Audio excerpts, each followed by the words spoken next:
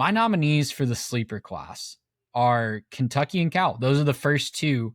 The Oregon coordinators taking over their respective programs and doing a really, really bang up job in the portal. I also like what Arizona State did quietly in the portal after they lost Sam Levitt. That could be send you in a spiral, but you go get Cutter Boley, you go get him a couple weapons in the wide receiver core. I don't hate it. I really don't. And then Oklahoma State and Penn State for different reasons, right? They are now the Oklahoma State Mean Green and the Penn State Cyclones, just importing rosters with their new coaching hires. But yeah, I really like what all of these classes have done, even if they're not ranked towards the top of like the industry rankings.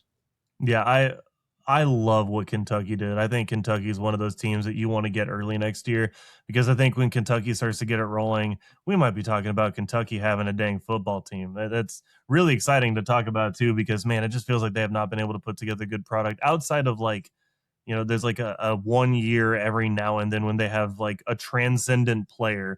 Does Kentucky actually field a good football team, right?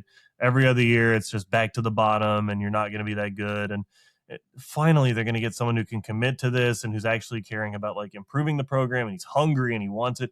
Love Will Stein as the hire. And I love what they did. I mean, Kenny Minchey, the quarterback, they're going to, just sell out for him being the guy. But you get CJ Baxter, you get Nick Anderson, you get some of those guys too. Like they brought in talent to put around him.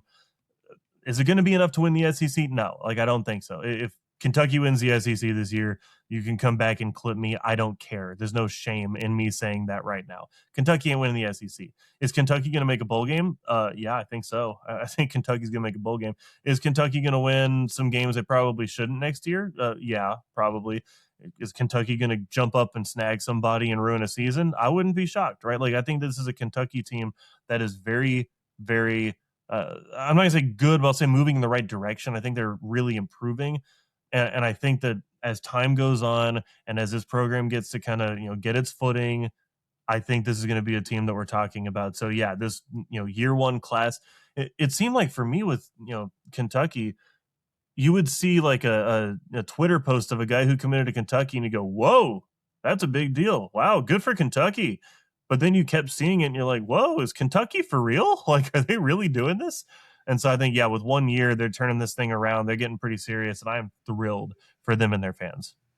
And it looks like they're just very intentional with who they're bringing in, right? It is very much to run Will Stein's offense, to, be part of that new culture that they're building in Lexington. It's another team that I think they're lower on the rankings, especially with what On3 does because of how much they lost with a coaching change, but they're upgrading their total talent and their production from what we've seen, and I'm really interested to see how that works out.